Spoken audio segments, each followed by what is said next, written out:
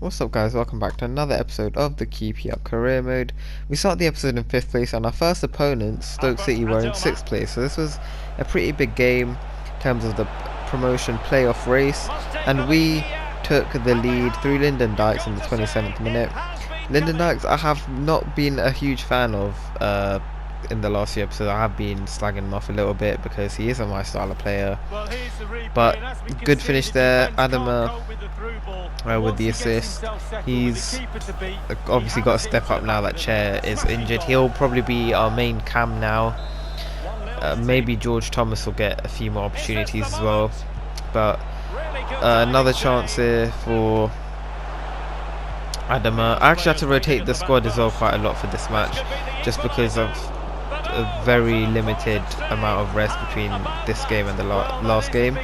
But Liam Kelly obviously still played, and he made a huge save just before half time. Stoke defender hit at the near post. Kelly just hit his arm and it went over. Huge save. Didn't know too much about that one, but this one he really did. You know, super dive, fantastic save to keep us in the lead. We had a chance just 10 minutes later. Lyndon Dykes chips the ball over to Adama. He really should have scored. He went with his left and the keeper saved it. Very similar to an opportunity that Kelman gave to Willock twice in a match, which Willock actually did put away. But yeah, that game I did have to rotate quite a lot because of limited rest. So Duke McKenna got a chance. Obviously Dykes and Adama got a chance. Willock went to the left. Midfield got changed a little bit. I actually did sign another scout because our scout so far has done nothing. He's given us maybe one decent player, but you know it's a bit questionable still. And I thought we need some good youth players. We're going to sign a better scout. Hopefully he'll bring them through. But our next game was against Coventry at home. We went 1-0 up after 70 minutes. Adam scored an absolutely wonderful goal. He picked the ball up in his own half, ran down the wing, done a ball roll, got past the defender a couple of times, and then just smashed it far post. Amazing goal, to be fair to him. You know, he, again, like I said, he's been stepping up. And Dykes had a chance just a couple of minutes later. Got past the defender, and on his weaker left foot, just places it past the keeper. Not a huge amount of power, but enough power to get it past him. Not placed perfectly in the corner either, but again it went in. I think it looked like maybe he was going to go near post, but keeper's outstretched leg couldn't keep the ball out. Lyndon Dykes scores 2 goals in 2 games, and 5 minutes before half time, another chance. Dykes played it through to Adama, running through. I thought I took a extra touch, which I didn't want to, but in the end it worked out because Adama just chipped the keeper. The defender almost stretched out to keep it out, but he couldn't quite. His ball was just too far ahead of him. Adama, who hadn't scored a goal in the league before this game, had now scored 2 goals within one half of football. And he was really proving that he will step up in the absence of Ilyas Chair. He actually did play wide this game though, because we were playing a 4-3-3, and that was due to Willock being very tired, and obviously with that injury crisis going on right now, we couldn't really afford to play one of the younger players, I don't think. We also had to rest Kane because he had a knock, so Kake came in at right back. But right before half time, Lyndon Dykes made it 4-0. He missed a very simple header, I think, in the last episode, but he made sure that this time he didn't. He bullet header to make it 4-0. 4 goals was probably a bit generous for the end of the first half, but I was going to take it. And at the end of the game, with just 10 minutes left, Willock came on off the bench, ran through a couple of defenders brilliantly, and has played it across to Dykes, who got his hat-trick. 4 goals in 2 games for Lyndon Dykes, and he is showing that he could be the striker. So he got the winning goal in the last game, played very well in this game. I think he does need to find some consistency because he's just scored 4 goals in the game. He scored 1 in the last one. He scored 3 in this one as well.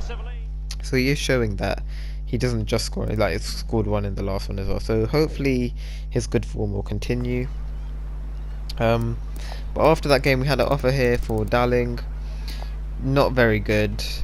I was going to sell him. I tried to get a bit more money, but unfortunately St. Johnstone just weren't willing to budge, so I just sold him because we weren't going to really use him. and our next game was against Luton. I decided to rest pretty much our whole first 11 with a couple of exceptions, like Guardiola at centre back, because our fourth choice centre back is like 52 rated, and I ain't having that. So yeah, with the exception of that, I decided to rotate because we had a huge game against Norwich in just 2 days.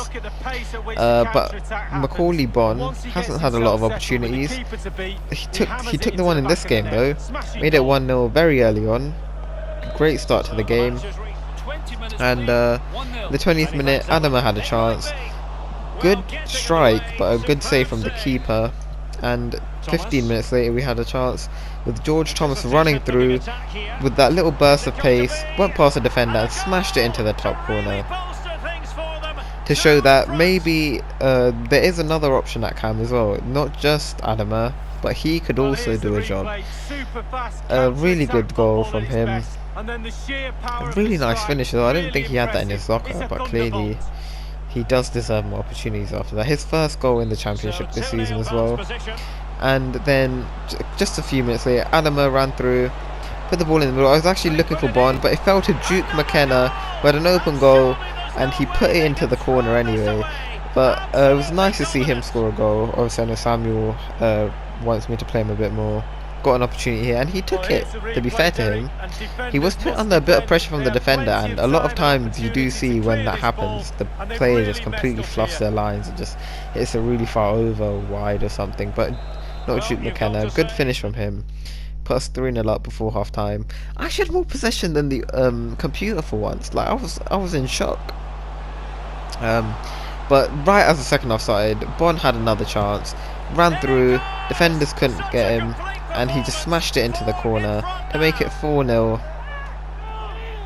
And again, you know, he is showing that maybe there is hope even without Kelman. We do have two strikers who are in pretty good form right now. Both of them are scoring goals, so maybe the injury crisis won't be as bad as I originally feared, because Adama is stepping into Cher's shoes and we have two strikers willing to try and step into Kelman's shoes.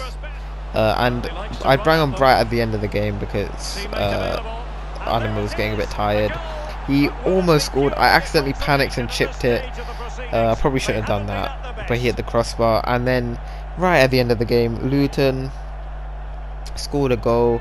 We actually hadn't kept a single clean sheet this season before this game. Well, not before this game, sorry, before this episode. Then we kept 2 in a row, almost kept a third, but Luton just had to come along and ruin it, didn't they? James Collins ruined Liam Kelly's hat-trick of clean sheets that he could have got in a row. But anyway, 4-1 win, not going to complain. Completely outplayed Luton. They didn't deserve anything from that game. And after the game, there was confirmation of Dalling's sale. But the next game against Norwich, a huge game against a playoff rival.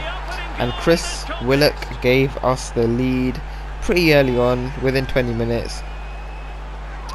Once again, he's really stepped up as well as of late. He hadn't played too well at the start of the season, but now he's settled in, I think, in that right winger spot. Occasionally playing on the left as well. But Adama, again, another assist for him. You know, Cher had a huge amount of assists before getting injured. Adama is doing his role pretty well right now. But 20 minutes after we took the lead, Norwich had a chance. Todd Cantwell with a really nice finesse shot past Liam Kelly. They just, you know, got inside our defender, not in that way. I know what some of you are thinking, not like that. And yeah, it was a nice goal to the far post. Couldn't really do a lot here. I think it just switched off Kane, just let the ball go through. He probably could have stopped it, but he just stood still, did a Martial, and Norwich equalised in a pretty even game. I would say it was fair that they were level. But in the second half, we had a chance. Bright Osei Samuel once again scoring another goal. He again has started to play a bit better as of late. It is a shame that I probably will sell him in the summer, if not in Jan, just for realism purposes, unless you guys are cool with me keeping him. But I might just sell him anyway, because he will get us a huge chunk of money, and if we get promoted, by God will we need that, because our team in the Premier League will get decimated by almost everyone. But not long after, Bright had another chance. He really should have scored, I think. Good save from the keeper, and then Willock really should have scored as well. It's a huge opportunity he missed, and we were punished for it because with just 5 minutes left, Timu Puki got the ball past Kelly, who dived and just completely missed it, leaving Puki with an open goal. Dickey couldn't get back fast enough, and Norwich managed to get an equaliser very late in the game, which gave them an equaliser, and we were feeling pretty down here because we thought the game had gone. But Bright of Say Samuel had a chance in the 90th minute. He went inside Gibson. He had a chance, huge chance on his left foot, and he hit it wide. With the last kick of the game, he could have been a hero and got us the draw, but unfortunately wasn't to be. We end the episode in 4th place actually, but we're technically in 2nd because everyone around us has played an extra game. In the next episode we will actually be playing against Nottingham Forest. Huge game. Hopefully I'll see you there for that one.